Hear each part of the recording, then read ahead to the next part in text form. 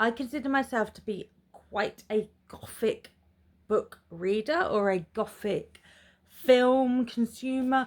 I'm a consumer of Gothic media.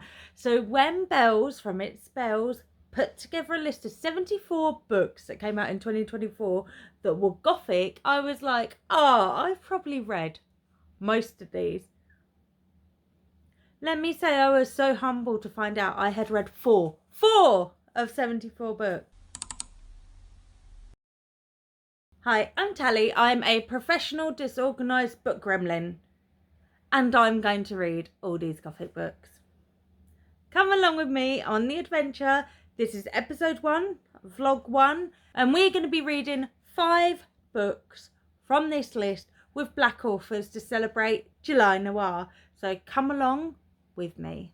We have One of Us Knows, Curdle Creek, Midnight Rooms, Devils Kill Devils, and Immortal Dark.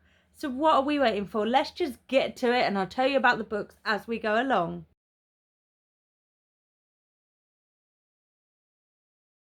Okay, so I read One of Us Knows. Yeah, One of Us Knows by Alyssa Cole.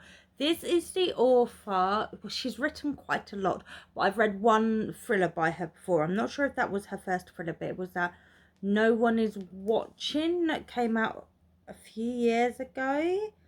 I think I gave that a 4. I quite enjoyed it. The ending was, in my opinion, dumb as hell, but it was entertaining. That was the main part of it.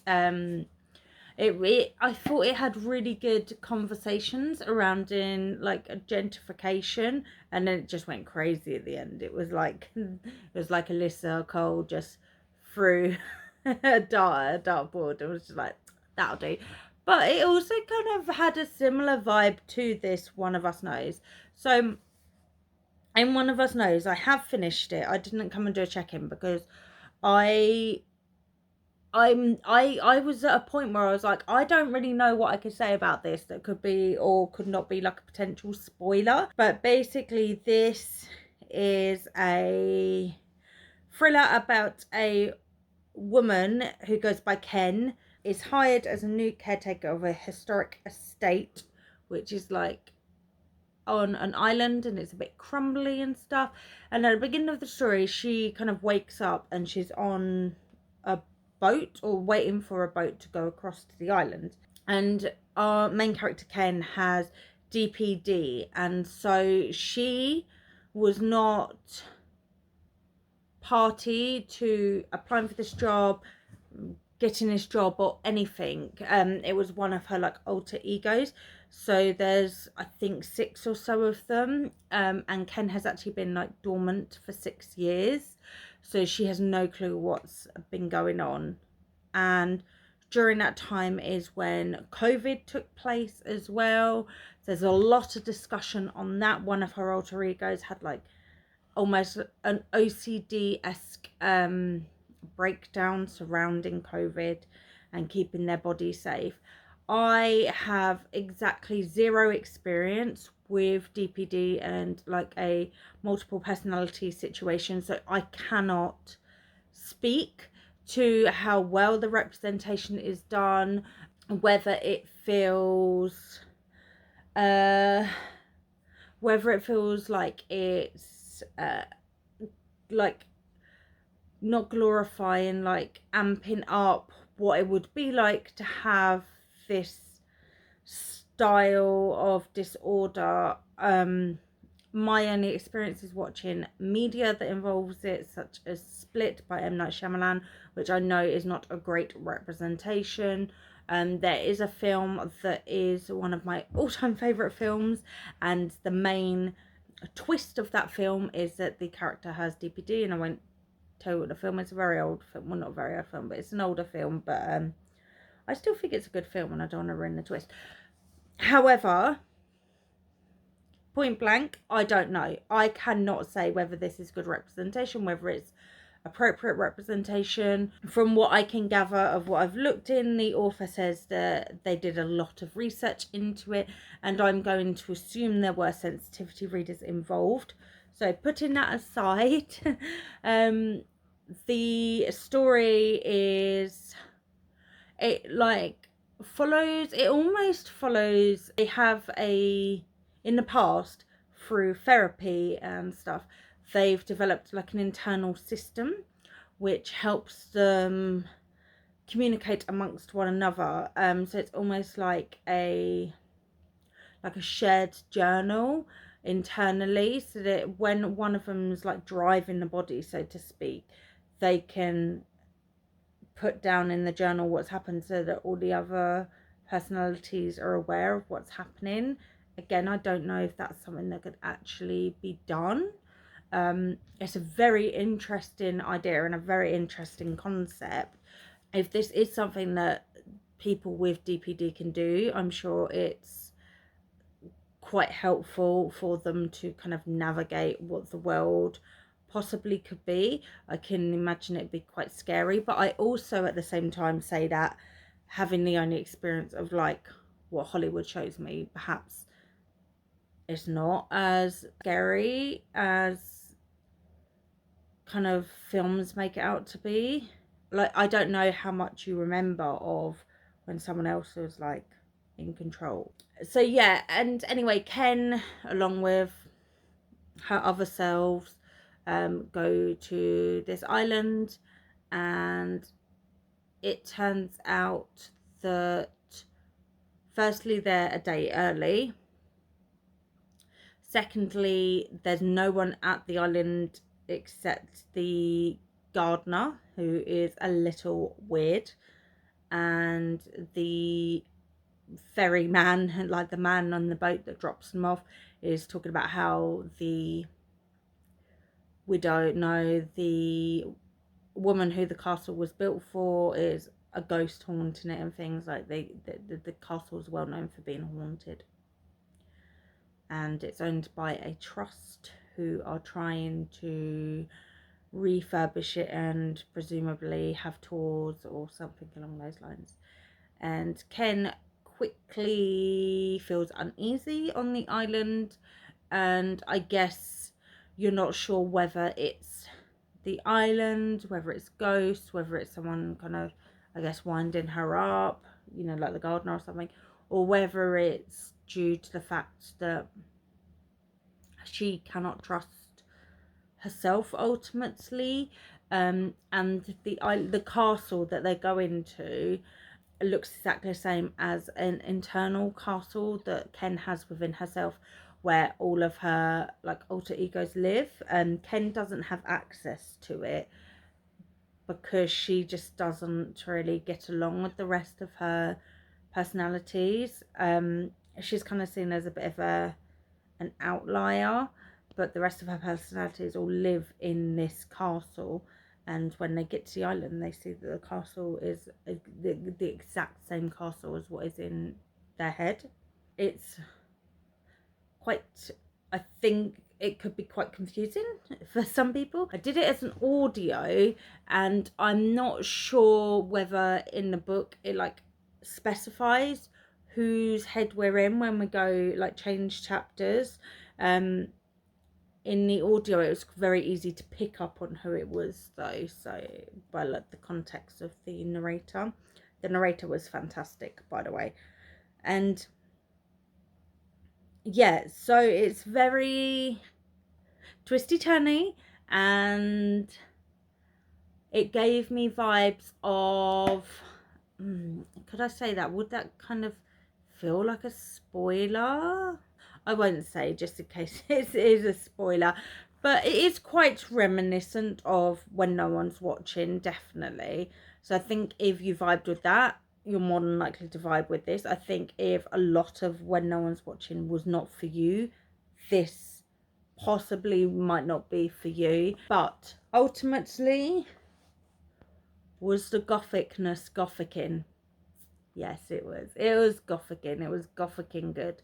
So I think overall I'm going to give this a 3-star for the book, and then gothic wise I'm going to give it a 4-star. I think it was the castle, the creepy castle, the eerie castle, the potential ghost, the potential dead wife was in a tower. It's gothic and it's gothic and hard, so we're gonna give it a 4 for if it's got gothic vibes. And this is a great start to it. Stick around, and I'm not 100% sure which one I'll be coming to you to talk about next, but stick around and you will find out very, very soon.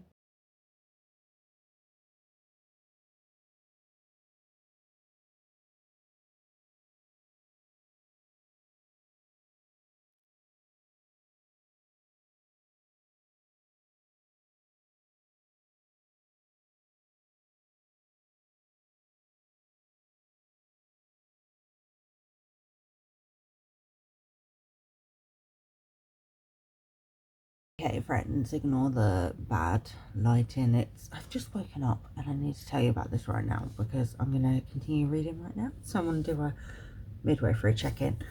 I got up to halfway through last night of Curdle Creek by Yvonne Battle Felton, and I'm not 100% on what's going on. No, this is like, oh, it's so, I don't even know if I could put it into words. Like, so we follow Osira, and she lives in Curdle Creek, which is like this town that's, I'm picturing it in like the middle of the woods. I'm picturing it as like the town in The Village from the M. Night Shyamalan film. And from what she's said, it seems as though the rest of the world has kind of like burnt to the ground or had plague or disease. We're not 100% sure, but this town is completely cut off from like anything else. There's not even any proof that there is anything like surviving or thriving outside of this town. And Curdle Creek is a town that is entirely populated by black people. It's a safe haven for them. Osira has mentioned a few times how if you're black, you're not safe outside of Curdle Creek. And they run really weirdly, and I don't know if this is how they're meant to appear, but I'm kind of picturing them as I don't know, kind of Tim Burton-esque in terms of like their makeup and their hair and their clothing. But so they have a rule of 1 in, 1 out. So the population is 201. And I think that like when a baby's born, someone has to leave. And they have all these different ceremonies, and they have like so many not Bibles, but it's basically like their Bibles. They have loads of books that they need to be following, and basically their entire existence is like dictated by these books. And then they have these women that are in charge called the Charter Mothers, or just mothers. And then they have these ceremonies. So when we meet Osira, she is it's the night before the widow's run, and Osira is 45 and a widow. She's had 2 husbands previously, so she'll obviously be in line to do the widow run. So she does the widow's run. So there's her and a few other widows, and they physically run. It's like a race, and there's so many eligible bachelors. They're not even always bachelors. So many eligible men waiting at the church, and they like race each other to get there first, and whoever gets there first like gets the best pick, and then they get married there and then. And Osira's obviously Osira's a widow. She's had 2 husbands previously, so she is, and I think the year before she didn't make it to the church in time to marry anyone, so she's kind of riding on this happening this year. And her best friend is in the widow run for the first time, and it's kind of like that it's kind of like their vibe that even if they're best friends, like no one can actually be trusted in the town. Like you can't actually trust anyone. So Osira's mother is a mother, like one of the charter mothers, like one of the women in charge, and she cannot be trusted at all. Osira's sisters cannot be trusted. The only one she really trusts and loves is her dad, and even then he still, you know, is very vocal about the town and what it needs and like what the expectations are. It's all very kind of puritanical almost, and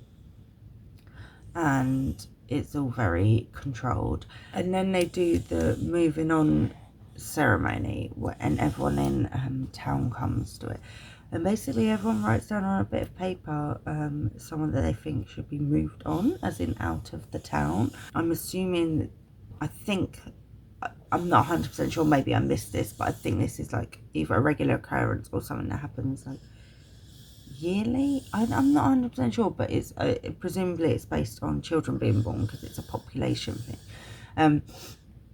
Everyone writes down the name of the person that they want to be kicked out of town, and like basically they will die and never seen again. See, this is what I mean about you can't even trust your friends, because the smallest slight will have someone putting your name down. So you didn't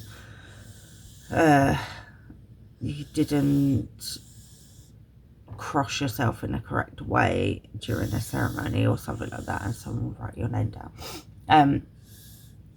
So everyone writes these names down of who they think, and then all the names get put in this well, and then a child gets picked and they get sent down into the well, and then the well's closed off, so they're sitting in the pitch black with all these papers of names, and they have to let like the spirits move them to the right name. But they have to sit down there for like an hour or something, or a couple of hours, and then they're pulled up holding a name, and any names that are stuck to them, like in their hair, on their clothes, they get counted as well. Then the child gets put back down, and they do like in this example they did it 3 times. I don't know if it's always 3 times, if that's based on children that are born. And then those kids, when they've pulled all the names out, they're put back in and closed up and kind of left in there for the rest of the day, because the families of the people that are moving on, even though it's supposed to be like the spirits have decided and and it's a way of their lives, families can get quite angry with the person that pulled out the name. So there's all these kind of elements of like, it's quite sadistic in how they run the town actually.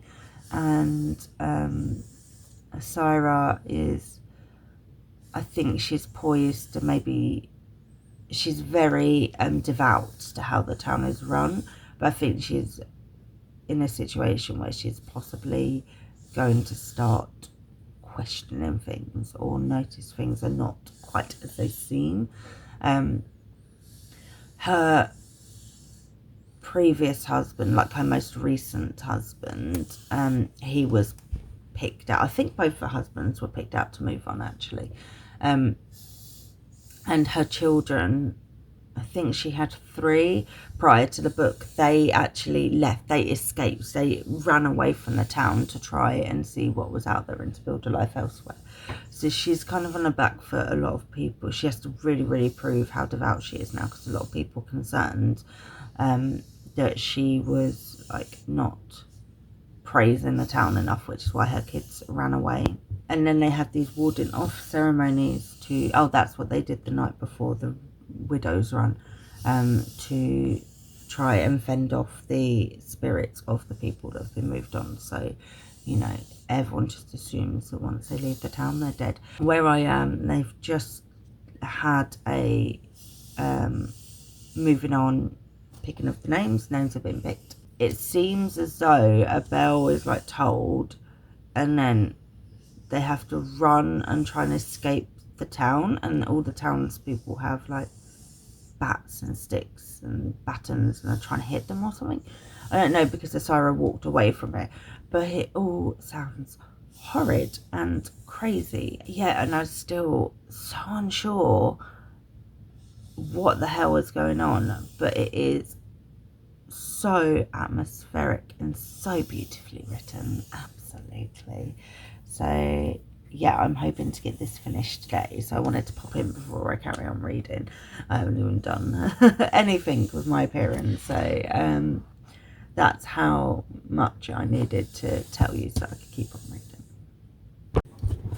Okay, friends, I finished Curdle Creek.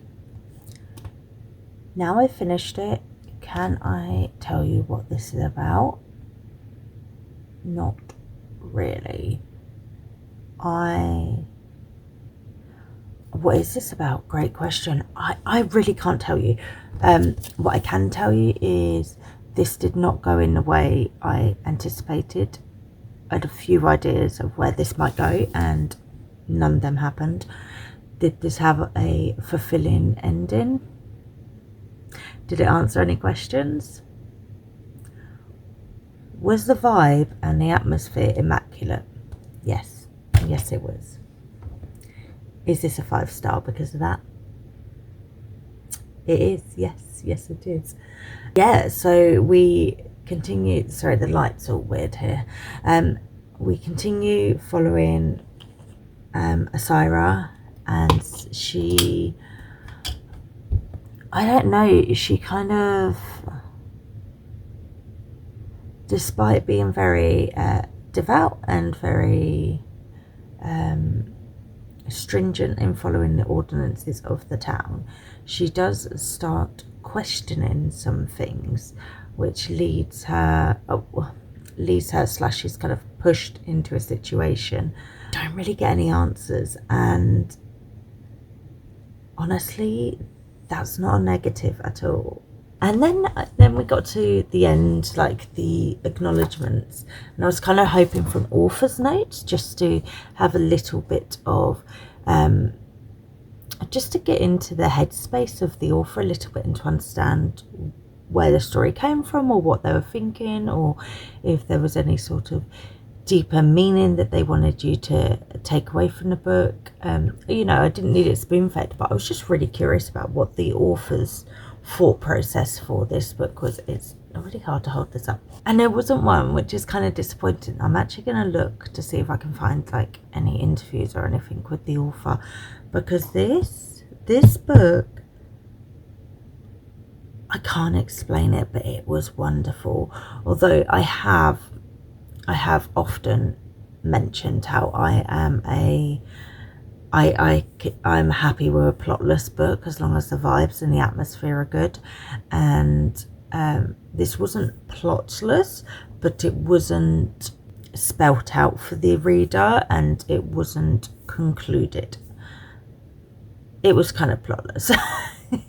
But really so good. It took me a while to get into it, but once I did, I just wanted more and more and more and more. And yeah, I had in my head like two distinctive ways that I thought the book was going to go. Neither of them, absolutely neither of them. I'm going to see if I can, because I've just finished it, I'm going to see if I can work out my thoughts on it a little better, see if I can vocalize it a bit better. But for now, I'm actually in awe of the book, the writing, the atmosphere, the world felt so real, and I could picture it all like a stage show or something. It was just so good. The author has written something, I think only one book before, Remembered. But I think it's a historical book, so I don't know if that would be my vibe. I'll have a check, because this, I guess, is kind of historical, because it's set in like the 1800s or whatever. I might have a look and see what the other books, what the other books' vibes are. I might check it out. But yeah, this was, I don't know, it was just so good. I'll see if I can vocalize it a bit later after I've had a thought. I just need to come straight in and say 10 out of 10. 10 out of 10.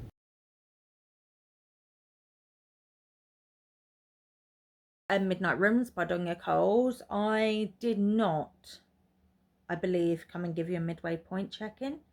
I can't remember if I did. Perhaps I did. If I did, it's a clip before this one. But I'm going to assume I didn't. I was flying through this one. I found that the books that I really, really am enjoying, I just don't want to stop. I'm just going, like going. This one is a debut, and honestly, it was, for me, it was utterly amazing. It was like, I don't know, it was like it was written for me in some ways. So we follow Arabella, and this is set in like the 1800s or something. I can't remember quite when, but she has, she's an orphan, and her uncle, who was her father's brother, and his wife have taken her in prior to the start of this story. So they've had her since she was like 5, and now she's 20. And her mother was black. So Arabella is obviously of mixed heritage, and it does cause like some issue. It's not her uncle and her aunt never like directly speak to it, but you can tell that they obviously feel that that's the reason she has not been married yet. She's 20. She has no prospects and whatever. She might even be slightly older than 20. Yeah, so they are seeing her as a burden. Her cousin, who was like utterly beautiful and perfect in society, has previously been married, and since then Arabella just seems as a burden for her aunt and uncle, and they mostly look after her for how it looks to the outside world. They want to appear to be, you know, good Christian people who look after their family member, and da da da. And then right at the beginning, her uncle is having a meeting with a gentleman, and Arabella just knows it's going to be someone that he's trying to marry her off to, and that turns out to be true. So Elias actually, he effectively buys her. So he buys her uncle's gambling debt, which means that he will take Arabella and marry her. And it's all done very swiftly. By the next morning, she is married just in a very small ceremony in the living room. He takes her away to his family's estate, and that's basically that. Her old life is done. Her old friends, like the few friends she did have, cut off. Her family cut off, and she goes to his family's manor, and that is quite a, you know, it's the typical kind of Gothic storyline that we do see. I think it was particularly done well in Mexican Gothic, for instance, and like Rebecca, I guess, to some extent, you know, the wife being taken away to the family, the new husband's family's mansion, and she kind of like loses her old life and she has to start afresh. He takes her, and his family is like a very old name, you know, old wealth. And when she gets there, it's all very weird. She walks in to meet his father and his sister. His mother has passed, and she like sees his father as a corpse. It's all quite fever dream-esque, and a lot of what Arabella's experiencing, you can't actually be sure what she's actually experiencing and what she's not experiencing. And there was like, I think around 15% mark, I was quite adamant this was a vampire book. I was like, they are vampires, her family is vampire. It is not a vampire book, but it is just as good. It's very fever dream-esque. I would say the entire book is as a fever dream. You know, you get to the end, and even then you're still not 100% sure what was real, what she dreamt, what she saw. Was she going mad? Like this kind of vibe. And I think it just captured that Gothic element so well. In its synopsis, it is compared to Catherine House, which if you have not read it, that is one of my favorite books. It's by Elizabeth Thomas, and it is so atmospheric. It's just like thick with atmosphere. And Crimson Peak is the perfect comparison for this book. I was actually thinking of Crimson Peak the whole way through the book, and I didn't see that was a comparison until after I'd finished the book. So that is an absolutely apt comparison. And if you have not seen Crimson Peak, it is stunning, absolutely stunning. It's by Guillermo del Toro. It is so visually compelling. It's beautiful. It features a young woman who marries a wealthy man. He takes her away to his family's estate. Everything's a bit fucked up. It's got Tom Hiddleston in it as the husband, who is obviously gloriously aesthetic. No crush here on Tom Hiddleston, no way. And yeah, it's a perfect comparison. So if you enjoy Crimson Peak, I think that'll give you a great idea of what you're in for with this book. And it's just, it was perfection. It was like it was written for me. And the imagery that it invoked throughout, it was just amazing. And I don't know, like, I don't want to go too much into some of the really good parts, because I think it could be considered a spoiler, and I think experiencing it is the best way to know about the plot of this book. So I think that's all I've got to say, really. It was an absolute 5-star, and I cannot believe what a great collection I picked for episode 1 of these Gothic books. I'm just so happy with what I'm reading, and I just, yes, I cannot overstate how great this book was. I think you should pick it up, basically. And also I read it via audio, and the audiobook was fabulous, if that is something you are interested in.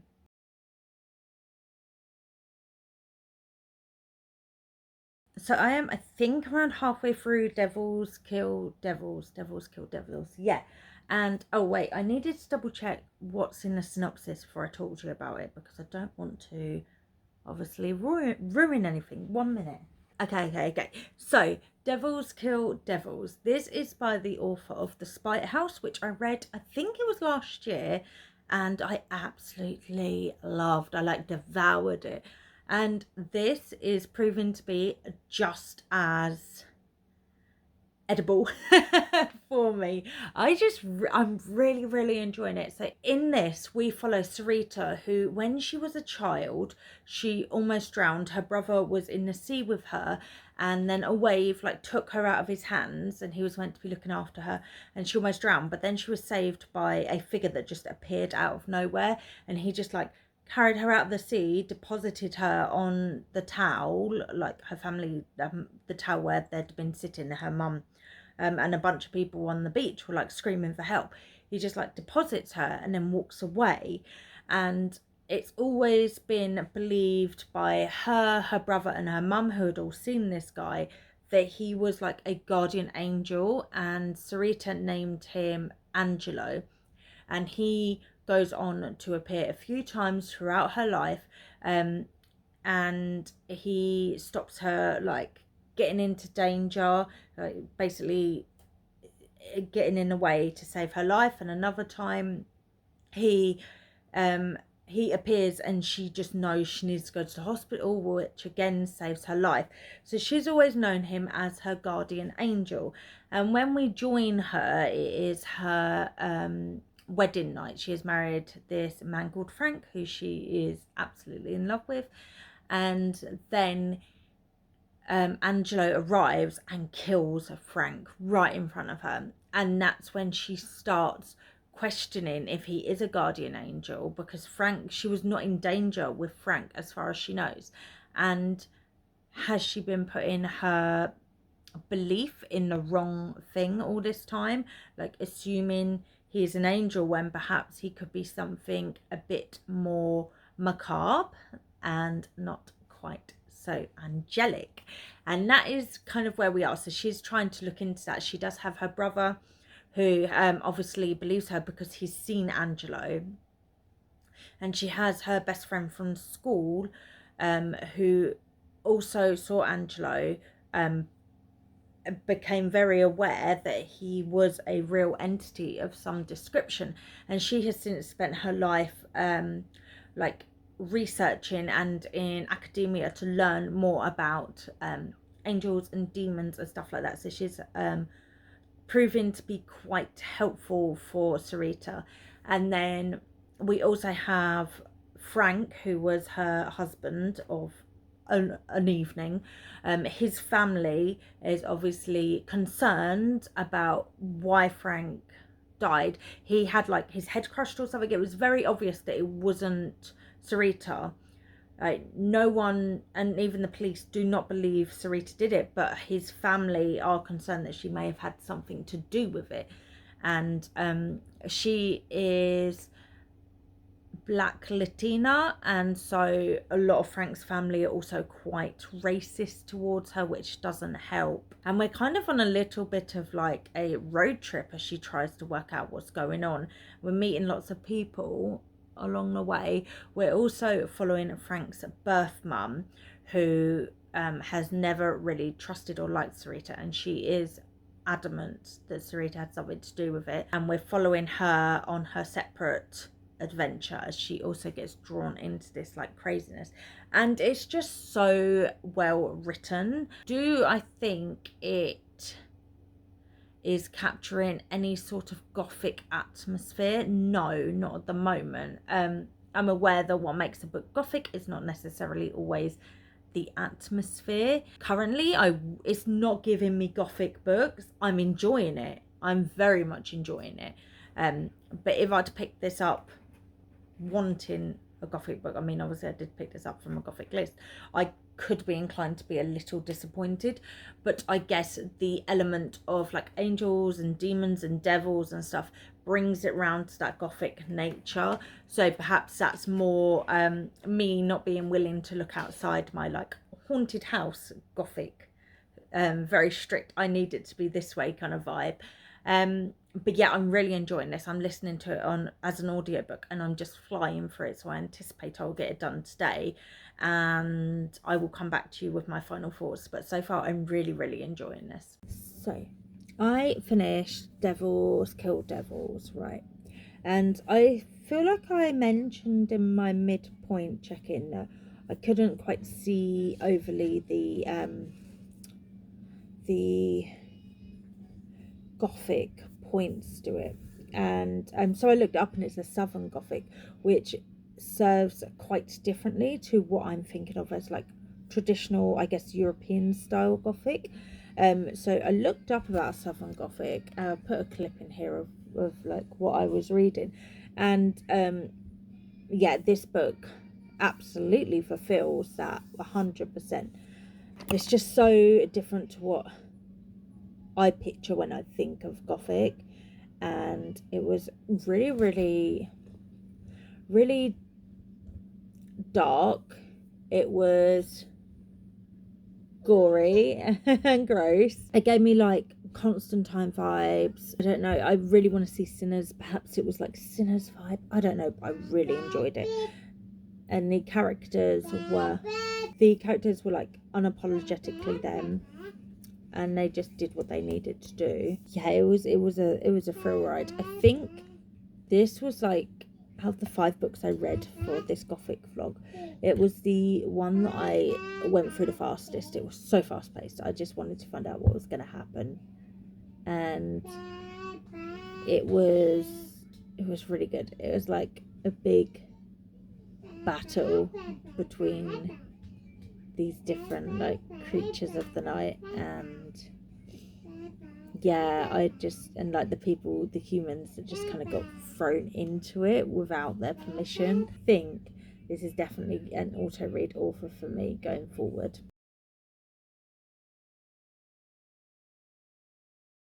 I'm going to do one of the early morning check-ins, so ignore the appearance. I'm just over halfway through. Yeah, just over halfway through. In Immortal Dark, and I'm loving this. I'm absolutely loving it. It's so like rich and dark and mysterious, and knowing it's going to be a trilogy is don't know, it's quite exciting, but I'm also like, hey, we should be wrapping this book up. Like, I feel like this book's been long enough and we're halfway through. And I think the reason I'm feeling that is because you can't put everything in here. What you need to leave some for the other books, surely. So I'm very excited to see what Tigris Gamma does, because I'm really enjoying this. I am loving our two main characters, or like our main character and her vampire. Their relationship is so messy and so toxic, and I'm really, really enjoying it. It's just so, I don't know what more to say apart from that. It's rich. It really is. It's so compelling. No, not, well, I guess kind of in like a toxic way. But we're getting to the point where they're not I wouldn't say they're friends, but they have a bit of they've accepted that they need to have a little bit of a kind of alliance to survive, basically. Kiran's learning that yes, she may be there at the school for her revenge to I don't know if I told you what this is about, but she may be at school to seek, like, find her twin sister and seek revenge, but she's been slowly realizing there's so much more going on, and actually I don't know if her life's in danger, but like the future of her family name is definitely in danger, and it's based on decisions she makes. And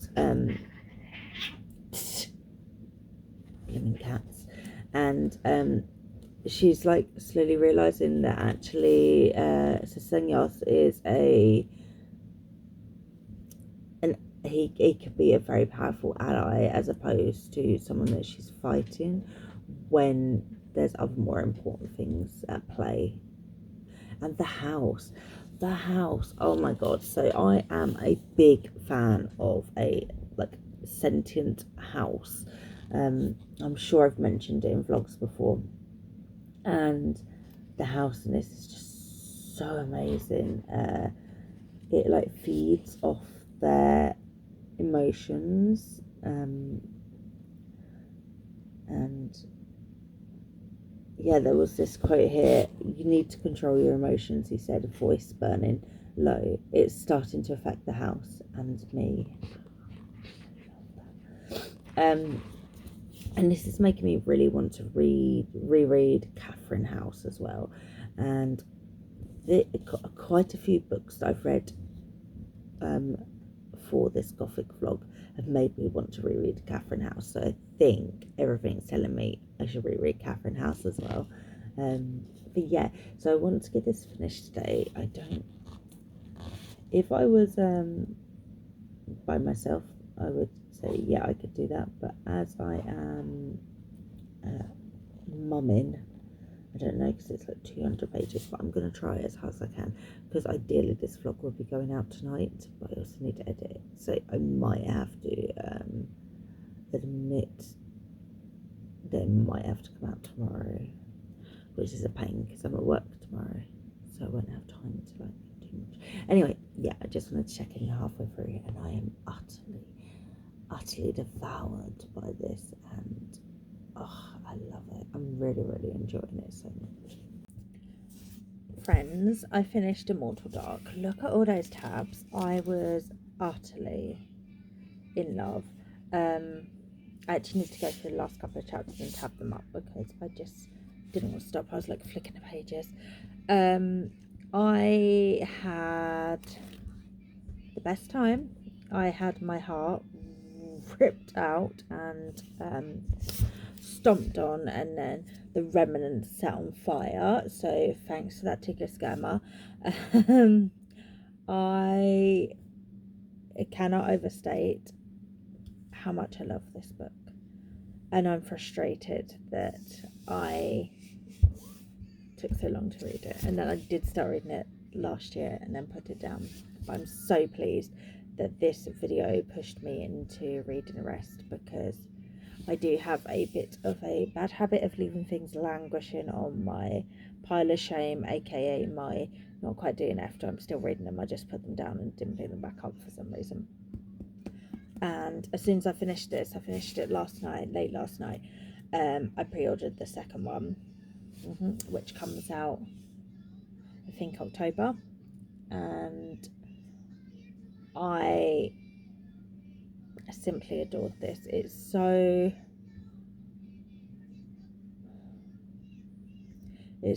really took me through the emotional ringer. I cannot overstate that enough, how emotionally this book crushed me. And the thing about it is, our main character is not a particularly likable, but I just couldn't stop reading and kind of rooting for her, even though she's not the most likable of characters. She's very flawed. She's very multifaceted, and female characters are often not portrayed that way. So I really loved that. I don't think I told you about like the overall storyline. So we have Kidan, who is the heiress to a family at this Oxley University. There's 12 families that are situated on the grounds of this university.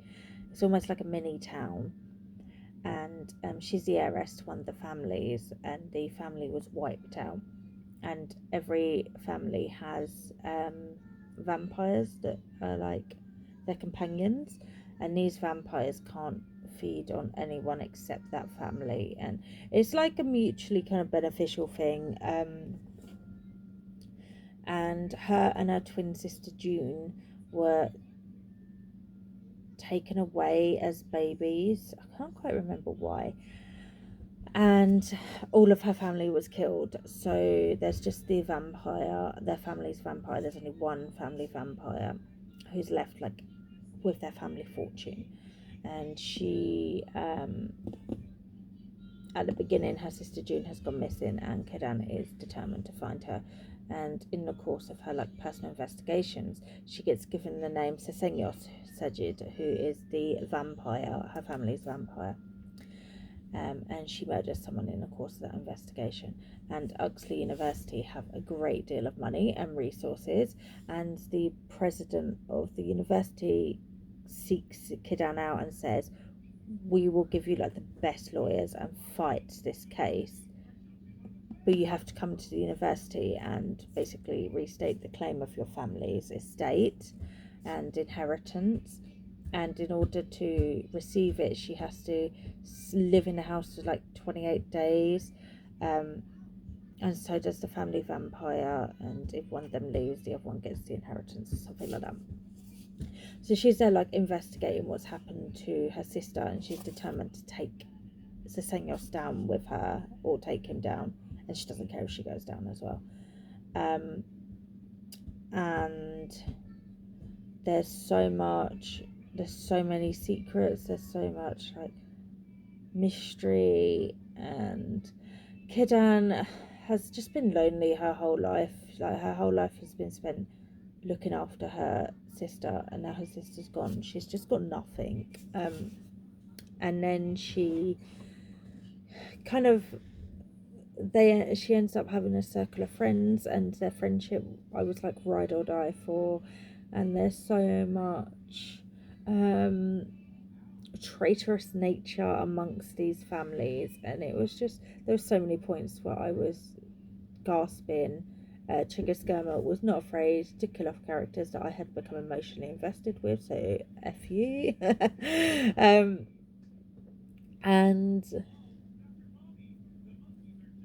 it was just so good. And I must admit, it got to a point in this book, I would say that the last third, I didn't give a shit about June. I literally couldn't care less about that mystery. I was so so involved in everything else that was happening.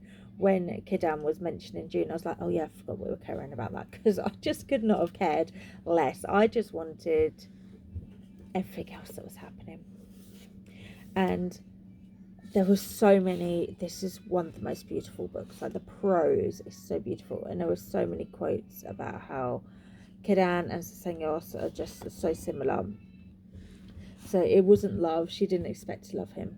This world wouldn't survive their version of love. But there was a seed of something here, a mangled cord joining their black hearts.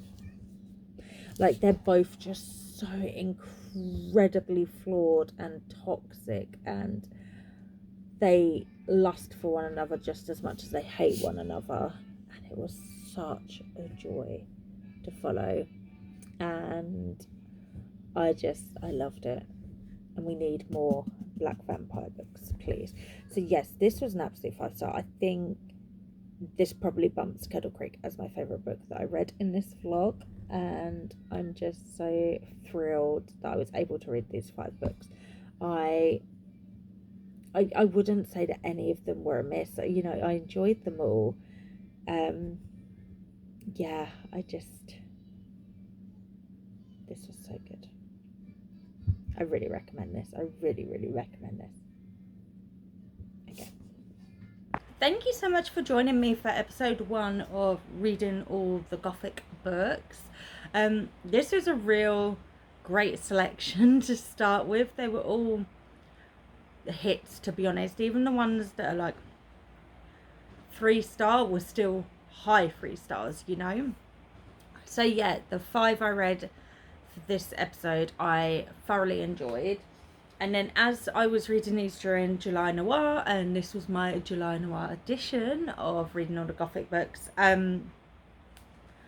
not all of them did tick off prompts for July Noir, so there are a couple additional books I read that I just wanted to mention.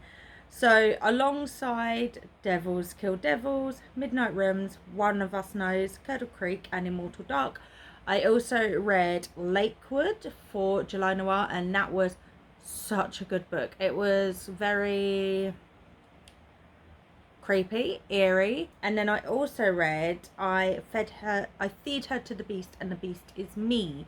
And with all those books I ticked off everything for, oh, I can't remember which location I was doing. I'll put it up here. And I did complete it, which is great. And not only did I complete it, no book was below a high 3 stars, so I am so pleased.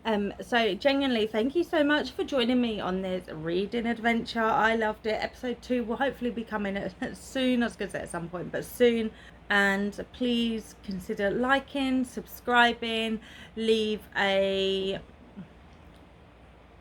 me know your favourite Gothic book with a black author, and or your favourite read for July Noir this year. If you don't have either of them to leave me, just leave a bat emoji, and I will see you soon for another video. Thank you, friends. Bye.